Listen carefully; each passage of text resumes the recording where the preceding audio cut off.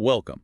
We're about to launch into an intensive analysis of a case that, while revolving around an unsolved murder, has become perhaps the single most damning documentation of institutional corruption and accountability collapse in modern British policing history. It really has. We are talking about the 1987 murder of private investigator Daniel Morgan.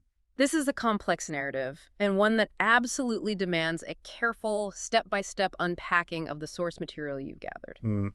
While the crime happened on the 10th of March, 1987, the actual story is it's a 4-decade chronicle of police inquiries, reviews, and a relentless systemic obstruction of justice. And before we get into the grim details, I think it's crucial to recognize the extraordinary resilience of Daniel Morgan's family. Oh, absolutely. Specifically his brother, Alistair, who has campaigned for justice for over 30 years. Their tireless efforts are really the only reason this case remains in the public eye. Our mission here is to trace that history, using the sources as our map.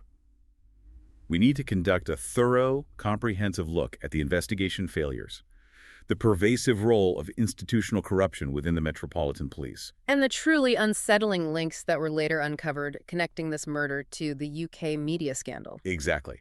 This story, for you the listener, is essential for understanding how power, protection, and police failure can intersect. So to ground the narrative, let's start with Daniel Morgan himself. Daniel John Morgan was born in 1949, and after moving to London, became a private investigator. Okay. In 1984, he founded a company, Southern Investigations, in Thornton Heath, operating out of an office above a pub.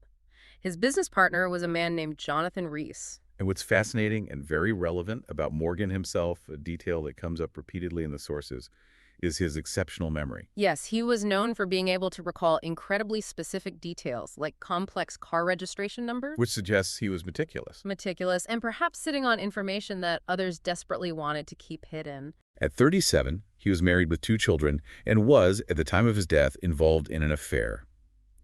He had met his lover, Margaret Harrison, shortly before the night of his murder. And that background, that mix of meticulousness and potentially compromising personal circumstances formed the immediate confusing backdrop for the police when they arrived at the crime scene.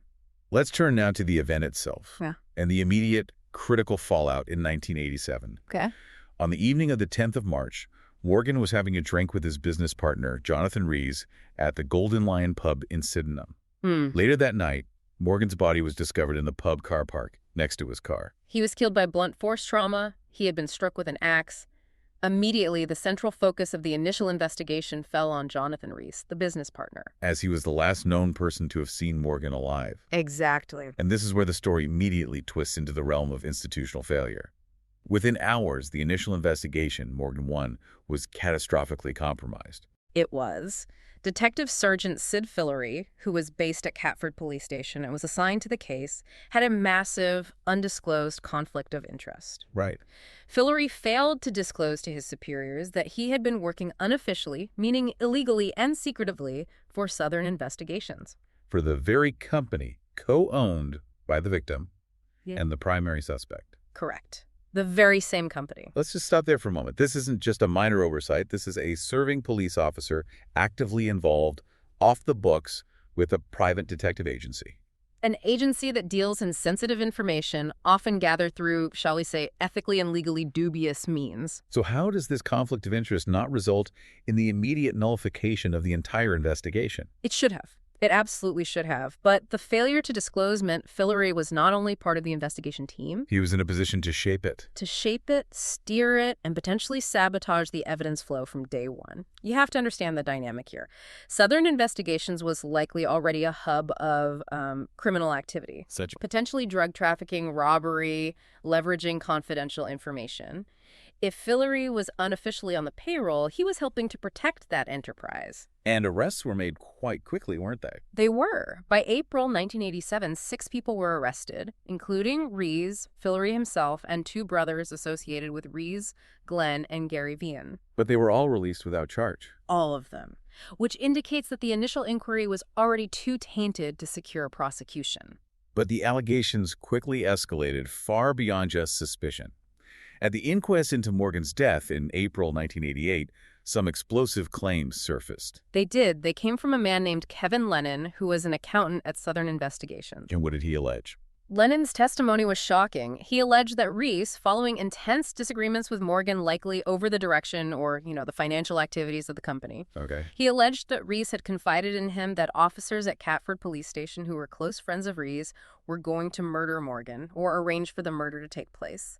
A direct allegation of a murder plot involving police officers. A direct allegation. And the second part of it was even more specific to the police corruption. Fillory would step in and replace Morgan as Reese's business partner. That is an extremely precise allegation of murder for hire and police complicity. What happened to Fillory in the immediate aftermath of that inquest? Well, Fillory retired from the Metropolitan Police on medical grounds. And then?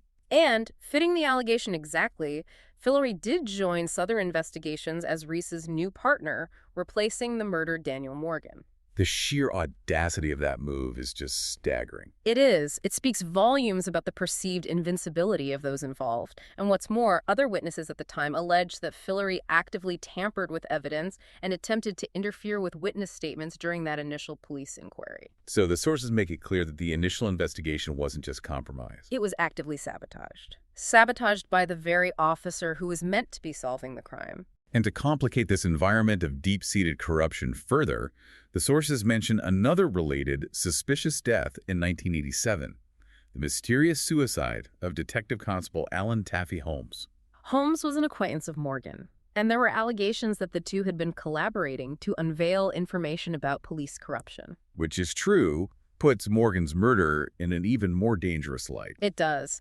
Now, the later independent panel report did discount the direct link between Holmes's death and Morgan's murder, but the mere presence of such allegations within the sources, it just underscores the climate of fear and lawlessness pervading parts of the Met at that time. And if you zoom out and look at Southeast London policing in the late 80s and early 90s, the sources provide some necessary context for why these failures persisted. They do. I mean, we think of the 1993 murder of Stephen Lawrence, which led to devastating reports detailing extensive, ongoing police corruption in that very area. That's right. The McPherson inquiry, which followed the Stephen Lawrence tragedy, famously concluded that the Met was institutionally racist. And the parallel here is crucial. It is. Institutional failings, whether it's racism or corruption, they don't happen in isolation.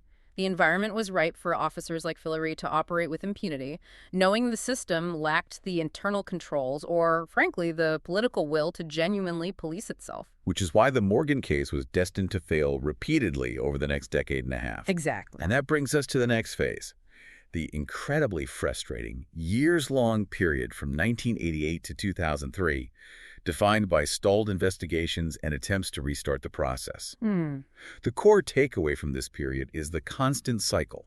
4 official police inquiries, plus reviews and intelligence operations, all driven by these persistent, unshakable public and family allegations of police corruption, robbery, and drug trafficking centered around Southern investigations. Let's analyze the first 3 official attempts beyond Morgan 1 because they highlight different facets of the obstruction. After the Met's initial failure, the case was handed to an outside force, the Hampshire Police, for the second major inquiry.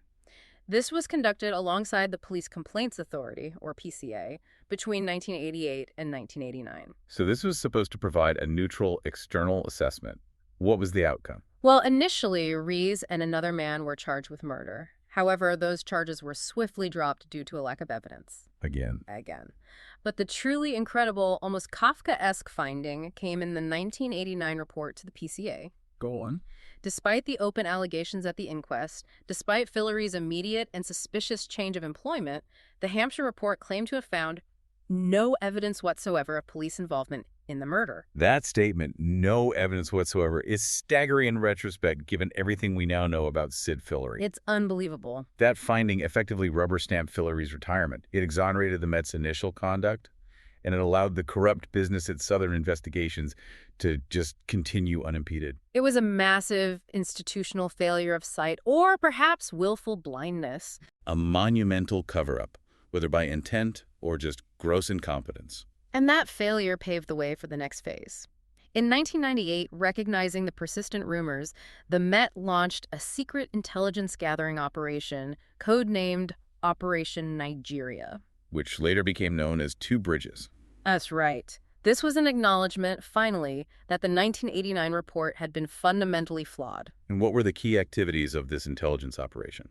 This was a surveillance operation where the Office of Southern Investigations was bugged, and while it was ostensibly aimed at the murder, it proved invaluable in uncovering the ongoing, serious criminal activities of the suspects. Right, because this led directly to the conviction of Jonathan Rees. It did.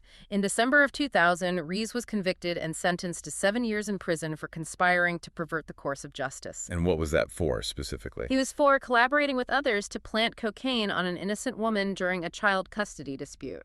So, Rees is now clearly established as the head of a criminal enterprise, one that uses confidential police contacts and illegal methods.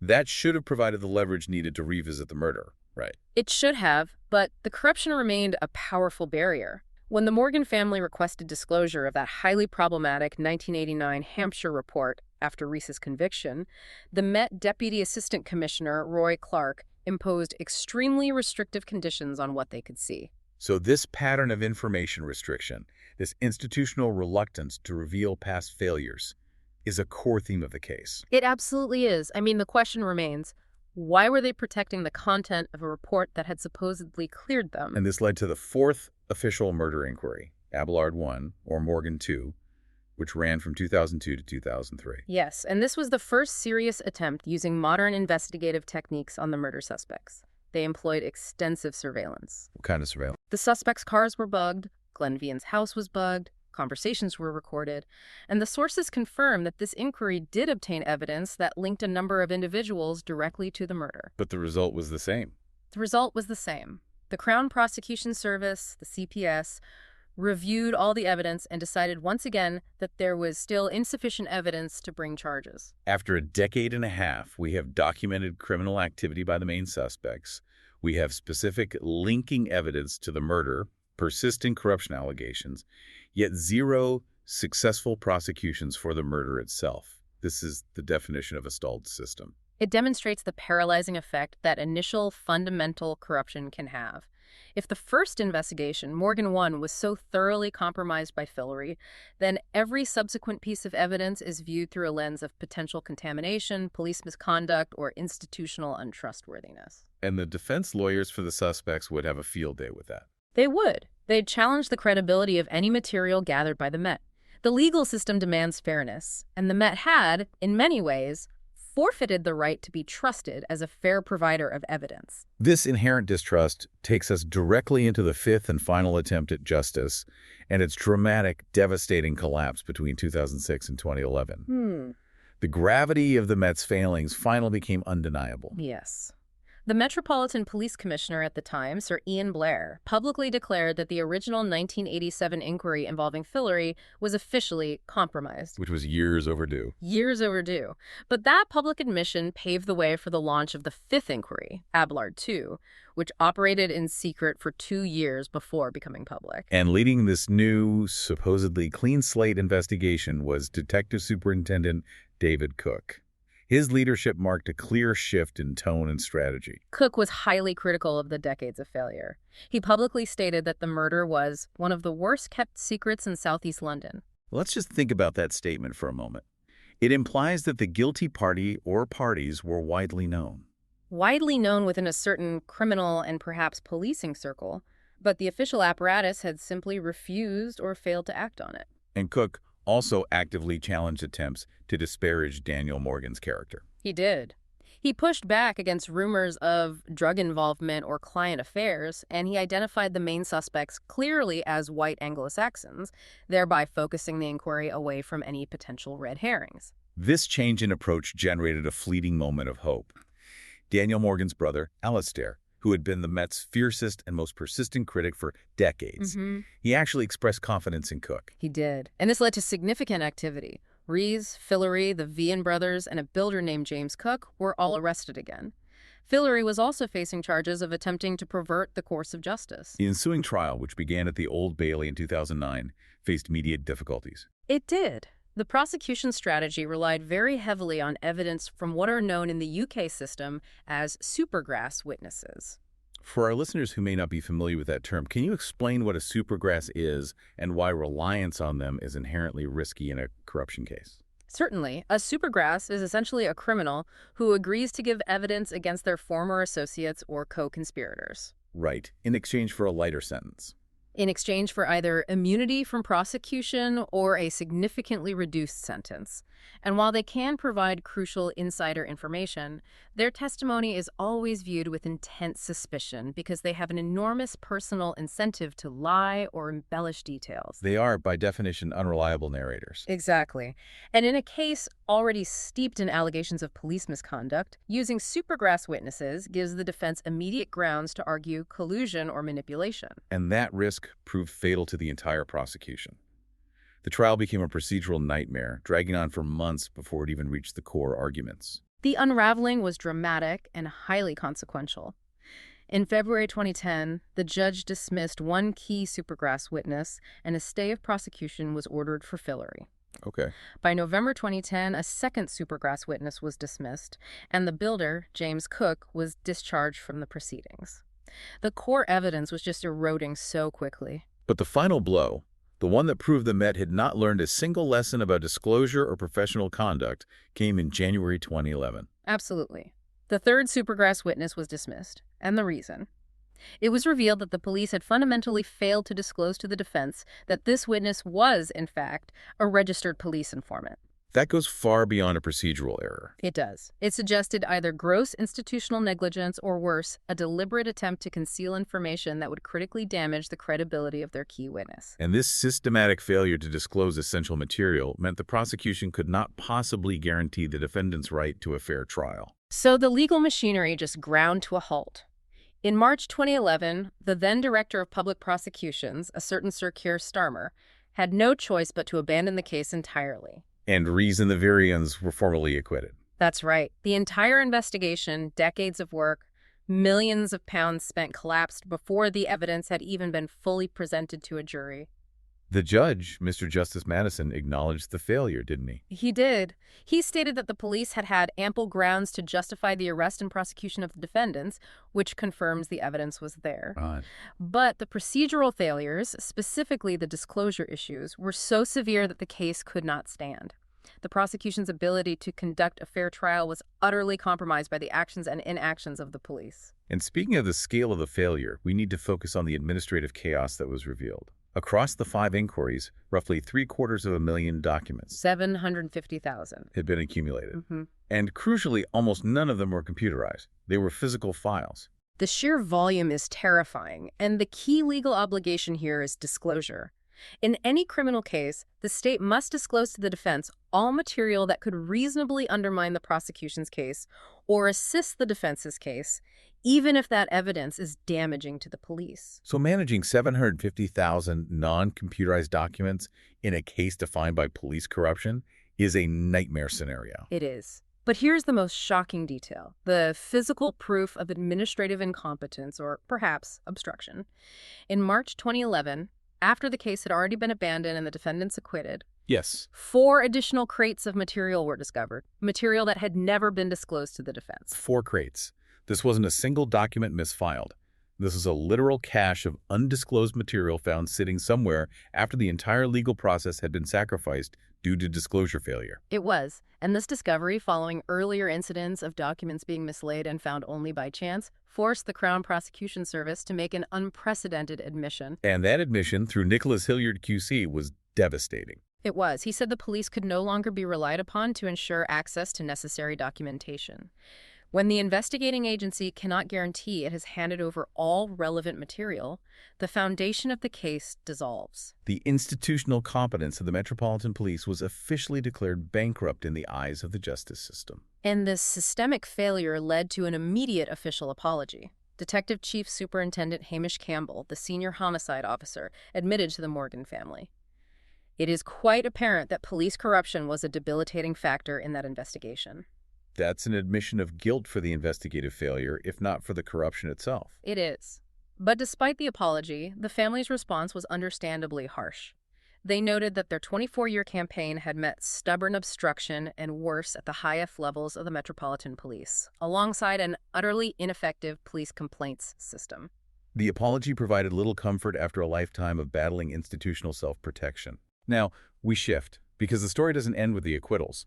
The moment the trial collapsed in 2011, the public spotlight pivoted to the parallel, utterly illegal activities of Jonathan Rees as a private investigator. And his shocking connections to the UK media scandal that was just beginning to unfold. The revelations were immediate and explosive. They were. It was uncovered that Rees had been earning a phenomenal sum, £150,000 annually, from the now-defunct national newspaper, The News of the World. And this payment was for supplying illegally obtained information about public figures. Correct. And the timeline here is crucial to understanding the ethical vacuum at the heart of this. Rees was rehired by The News of the World, which was at the time edited by Andy Coulson. He was rehired immediately after completing his 7-year prison sentence for conspiring to plant cocaine on an innocent woman. Yes, they hired a convicted felon, a known criminal conspirator who specialized in illegal data acquisition. It's an explicit institutional acceptance of criminality to achieve journalistic ends. Absolutely. And Rees wasn't a fringe operator. The sources indicate he worked regularly for the News of the World, but also the Daily Mirror and the Sunday Mirror. He wasn't just working with journalists. He claimed to have a vast, functioning network of contacts with corrupt police officers who routinely provided him with highly confidential data. Can you detail the nature of the confidential data he was obtaining through this network?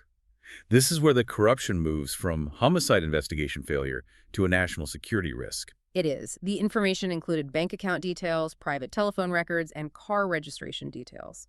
All confidential police and institutional data that should never be accessed by private entities. And there were allegations of more than just data theft. There were. Allegations surfaced that Rees commissioned burglaries specifically to obtain sensitive information on behalf of the journalists he worked for. And the sheer scope of the people being targeted highlights the scale of this corrupt infrastructure. It does. Rees's network was targeting figures at the highest levels of state and government. Members of the royal family, cabinet ministers, police chief commissioners, and even the intelligence services. Which suggests a vast internal system within the police that was leaking sensitive information for profit. And what's perhaps most alarming is the Metropolitan Police's prior knowledge and subsequent failure to investigate these links.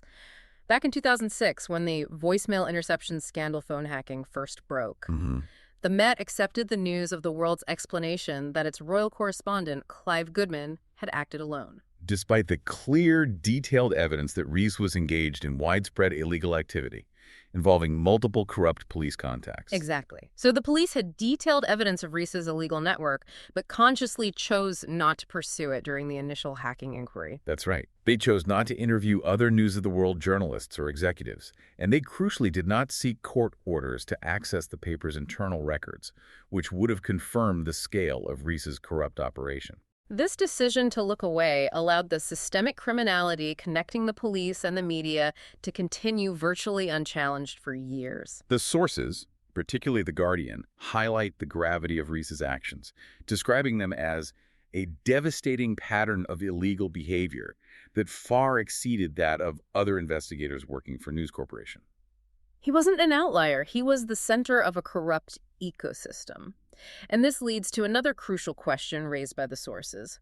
The Guardian pointedly queried why the Metropolitan Police chose to exclude a massive quantity of material related to Jonathan Rees from its subsequent much larger inquiry into phone hacking, known as Operation Weeding. So if the police were genuinely committed to cleaning up the scandal, why sideline the evidence related to the man at the center of the corruption network? The pattern strongly suggests that the Met was prioritizing institutional protection over truth.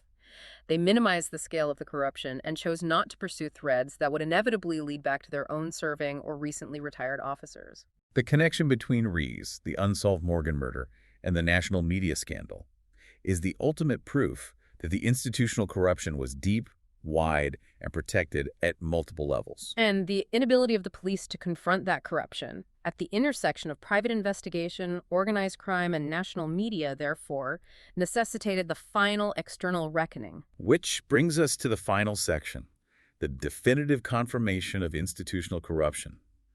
The collapse of the prosecution and the explosive Rees revelations made an independent review unavoidable. It was inevitable. Home Secretary Theresa May announced the inquiry in May 2013, acknowledging the obvious.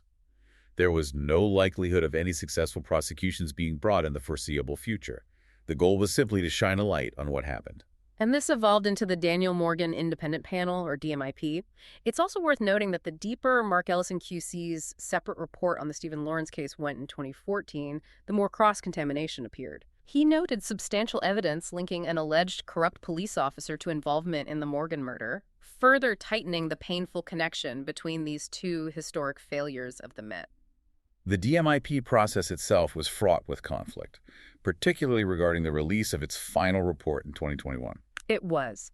Home Secretary Priti Patel attempted to review the entire report for national security and human rights issues, which caused a significant delay and immense political tension. And the panel's response was robust. It was. They refused to hand over the report, insisting they had already conducted thorough vetting and that senior police officers had confirmed it posed no national security issues.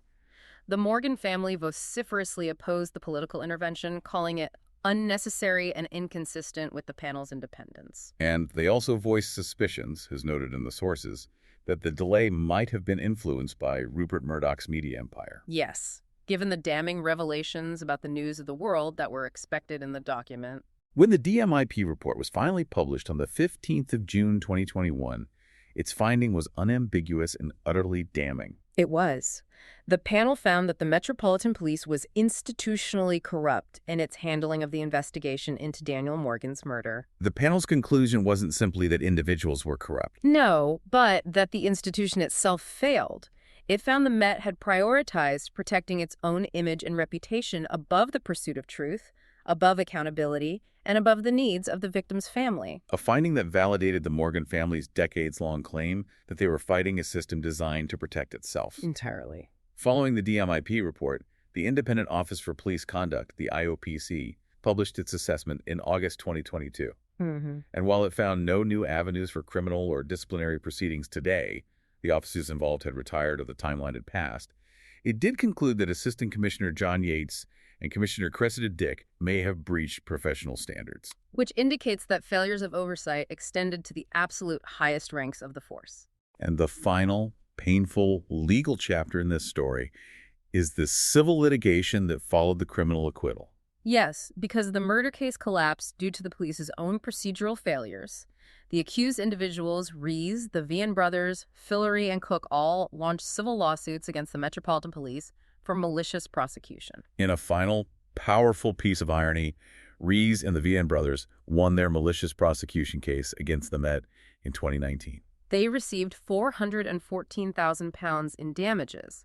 Fillery also won damages. So the very people the police accused of murder were compensated by the police force itself because the Met's incompetence and corruption prevented them from running a fair trial. And this forced the ultimate final stage of accountability. In December 2021, the Morgan family issued their own legal claim against the Met, citing misfeasance in public office and breaches of the Human Rights Act. And in July 2023, they reached a financial settlement. They did. And in that settlement, the Metropolitan Police officially admitted liability for errors and corruption in the case. This admission, 36 years after the crime, is the closest the family has come to institutional justice, though the actual killer remains free. As we reflect on this entire timeline, the corruption of a lone officer, the immediate sabotaging of the inquiry, the decades of willful blindness, the 4 failed inquiries, the collapse of the 5th case due to missing evidence, and the revelation of this entire corrupt ecosystem tied to the national media. The story demonstrates a terrifying mechanism of institutional self-preservation. This is far more than an unsolved murder. It's a structural case study in system failure. And the case continues to resonate deeply in the UK public consciousness. It has been the subject of intensive scrutiny, including the 10-part Untold, the Daniel Morgan Murder podcast, And Murder in the Car Park documentary. and even an upcoming fictionalization of David Cook's investigation in the 2025 ITV series, The Hack. The legacy is clearly still being processed by the culture. Given that the Metropolitan Police finally admitted liability for this corruption and these errors in 2023, the core question we are left with is this. When a victim's family is forced to wage a 30-year legal and public relations campaign just to force an institution to acknowledge its own failure, how deeply does that fundamentally damage and shape public trust in current policing and governmental oversight? And what radical structural changes are truly necessary to move beyond institutional corruption when it has proven so adept at protecting itself for decades? That struggle for transparency remains central to the integrity of justice itself. Thanks for listening.